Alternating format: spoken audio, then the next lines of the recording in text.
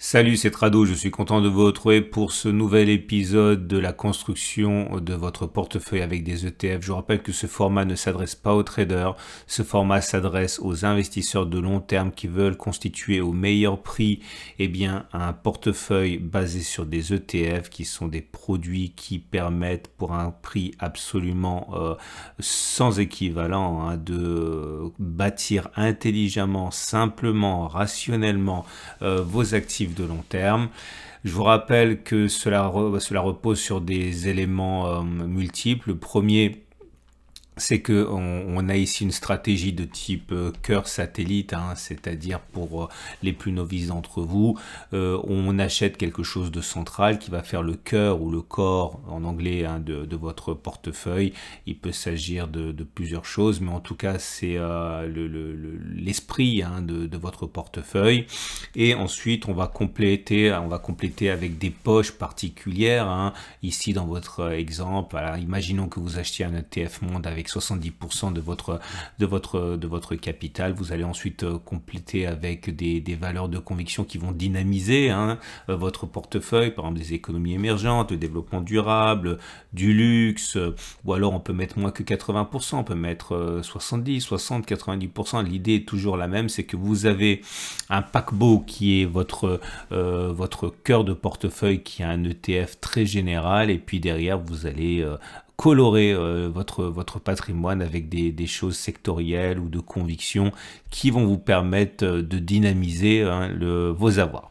Voilà, cela étant dit, je vous rappelle pour terminer que ça repose sur l'accumulation rationnelle, qui est la méthode que j'ai mise en place pour améliorer la stratégie dite de DCA, Dollar Cost Averaging, qui consiste à acheter tous les mois, investir la même chose, la même somme tous les mois. J'ai trouvé qu'on pouvait faire mieux que ça, donc c'est en ce sens qu'il y a des écarts par rapport à la DCA, mais globalement c'est le même principe, celui d'une accumulation progressive, mais au lieu de le faire à intervalles fixes, on le fait sur des niveaux intéressants.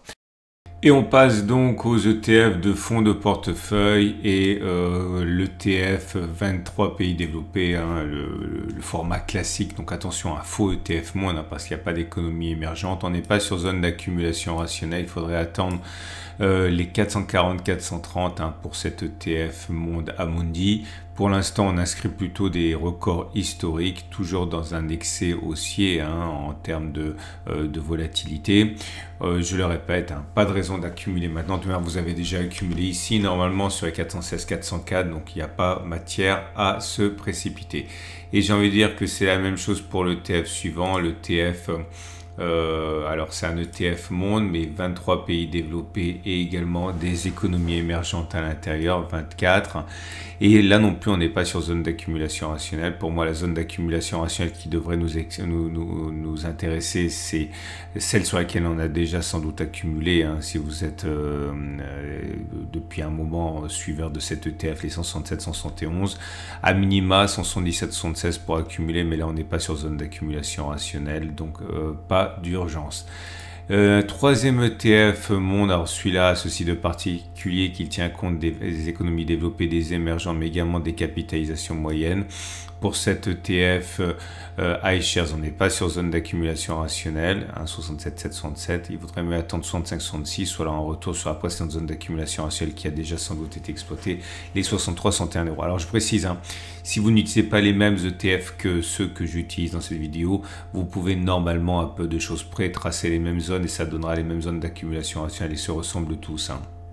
Donc faites comme si vous ne voyez pas les chiffres, reportez les mêmes zones et normalement ça devrait correspondre plus ou moins à ce que vous utilisez vous comme ETF. Le Vanguard, celui-là c'est le Vanguard un peu couteau suisse, comme je l'appelle souvent. Il y a des actions, des mid-cap, des obligations, des bons du trésor, bref un produit tout en un. On est sur une zone d'accumulation rationnelle quand on revient sur 27,5, 27,2 comme c'était la semaine dernière. Sinon, il vaudrait mieux attendre 27, 26,8, voire 25,6, 26 si on y va. Mais là, au moment où je pars, on n'est pas sur zone d'accumulation rationnelle sur ce Vanguard. Alors c'est pour ceux qui voudraient choisir un ETF monde sans les États-Unis et compléter ça avec un ETF SP500, ce qui se fait beaucoup. On n'est pas sur zone d'accumulation rationnelle pour les ETF qui s'inspireraient de l'indice World à ACWX. Hein. C'est pas un ETF, c'est carrément un indice que je vous propose. On n'est pas sur zone d'accumulation rationnelle. Zone d'accumulation rationnelle 47.3, 45.3. L'Eurostock 600 pour ceux qui voudraient mettre les 600 mastodontes européens en cœur de portefeuille. On n'est pas sur zone d'accumulation rationnelle véritable. Alors c'est sûr qu'on a cette zone de résistance qui a changé de polarité, qui est devenue support théorique, 473, 411. Hein. La dernière accumulation c'était ces 434, 422. Je pense qu'il y a moyen quand même d'aller chercher 466, 455, voire 448, 441. Donc oui, on est sur une petite zone d'accumulation rationnelle 473, 411. Mais je pense qu'il y a vraiment matière à espérer mieux. Je le répète, 466, 465. Et c'est pareil pour l'Eurostock 50. Pour ceux qui voudraient mettre en cœur de portefeuille les 50 plus grandes capitalisations côté européenne, on a une petite zone d'accumulation rationnelle sur 4500, 4340, hein, ancienne zone de résistance qui a été cassée, qui a changé de polarité, qui est devenu support, mais je pense que c'est surtout 4220, 3980 pour cet indice, hein, des 50, enfin l'Eurostock 50, hein, des 50 plus grandes cotations européennes. Le SP500 dont on parlait tout à l'heure, là pareil, c'est un indice qui est sur des records alors attendez, on n'a pas inscrit alors on n'a jamais clôturé plus haut, ça c'est un fait. On est allé un petit peu plus haut sur la semaine du 3 janvier 2022, il y a un an, mais on n'a jamais clôturé aussi haut. On est sur une résistance, donc on n'est pas sur une zone d'accumulation rationnelle. Zone d'accumulation rationnelle 4600, 4530 si on y va. Et ceux qui voudraient mettre en cœur du portefeuille du Nasdaq 100 peuvent également patienter à mon avis, hein. On est sur des niveaux très élevés, presque historiques. On a clôturé un petit peu plus haut, c'était sur la semaine du 25 décembre. On est sur une résistance globalement, zone d'accumulation rationnelle plutôt 15 350, 14 800. Et pour le CAC 40 que certains voudraient mettre en cœur de portefeuille, bien que je trouve que ça a plus sa place dans un ETF de conviction, on n'est pas sur zone d'accumulation rationnelle, il vaut mieux attendre. Hein. Je vous montre les données journalières, c'est plus facile pour trouver la zone d'accumulation rationnelle sur le CAC 40. Pour moi, la zone d'accumulation rationnelle, c'est la première zone orange ici à 73,10, 72,12. On va passer maintenant aux ETF de conviction. Je recommande Trade Republic. Alors Trade Republic, ça fait que 2 ans qu'on le connaît en France, mais c'est colossal. Hein. C'est la première plateforme d'épargne d'Europe, présente dans 17 pays. C'est une banque, une vraie banque. Hein. Elle est régulée par la BaFin, c'est-à-dire l'équivalent de l'AMF en Allemagne. Hein. Encore une fois, c'est une vraie banque, ça il faut vraiment le comprendre. Et on me demande souvent pourquoi est-ce qu'on irait là-bas. Alors, plusieurs choses. Tout d'abord, il faut savoir que le taux de rémunération de vos liquidités, il est à 4%. Alors 4% brut. Alors vous pouvez trouver éventuellement hein, d'autres produits d'appel qui vont être à 4% brut, voire même plus. Hein.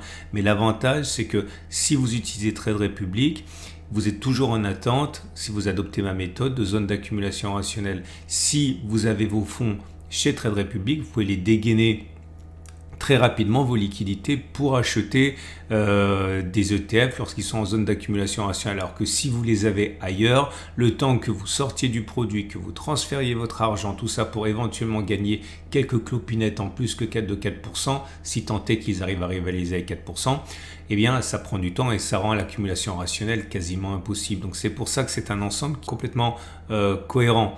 Vous avez à la fois dans Trade Republic les liquidités qui sont rémunérées pendant que vous attendez les zones d'accumulation rationnelle, et dès qu'on arrive en zone d'accumulation rationnelle, vous utilisez l'argent des liquidités. Il faut savoir en plus que les 4% sont rémunérés mensuellement. Dernière chose, au-delà de ce que peuvent vous rapporter les 4%, ce qu'il faut comprendre, c'est que Trade Republic, au-delà de la sécurité que cela amène, c'est un choix incroyable d'obligations, d'actions, d'ETF, avec les meilleurs ETF que vous puissiez trouver. Et c'est ça également qui importe. Alors certains ne veulent pas changer de banque par manque de temps ou pour d'autres raisons, mais il faut savoir que vous pouvez avoir éventuellement un PEA ailleurs, d'ailleurs Trade Republic va bientôt avoir son PEA également, mais vous ne pouvez pas mettre toujours les produits les plus performants dans un PEA, car évidemment tout ce qui est cœur de portefeuille Vous pouvez le mettre en PEA quand il s'agit d'un ETF monde par exemple, et dès qu'on commence à rentrer sur des produits qui sont des produits de niche, comme c'est souvent le cas avec les ETF de satellite, eh bien il est très plausible que cet ETF sur lequel vous avez jeté votre dévolu en satellite ne soit absolument pas éligible au PEA. Donc ce que je peux vous recommander de faire éventuellement, si ça vous intéresse, c'est d'ouvrir un compte titre chez Trade Republic. Sur ce compte titre, vous mettez les ETF satellites, et dès que Trade Republic aura son PEA, eh bien vous pouvez le compléter avec des ETF cœur de portefeuille. Voilà comment j'imagine les choses. Mais en tout cas, le plus important, c'est que vous sachiez que la rémunération passe à 4% et que ça pourrait prendre une configuration particulière dans votre stratégie globale. Vous avez un lien en dessous de la vidéo pour ouvrir un compte avec Trade Republic. N'hésitez pas à le faire, forcément c'est bon pour moi, c'est un sponsor, hein. C'est pas que je gagne de l'argent quand vous ouvrez un compte, hein. Ça fonctionne pas comme ça, mais en tout cas évidemment ça me donne de la visibilité dans mon travail, et donc c'est hautement apprécié. Merci à vous. On passe aux ETF de conviction. Alors, premier ETF de conviction que j'ai pour vous, c'est cet ETF Chine Xtrackers. Xtrackers, donc en zone d'accumulation rationnelle à 13,10 €.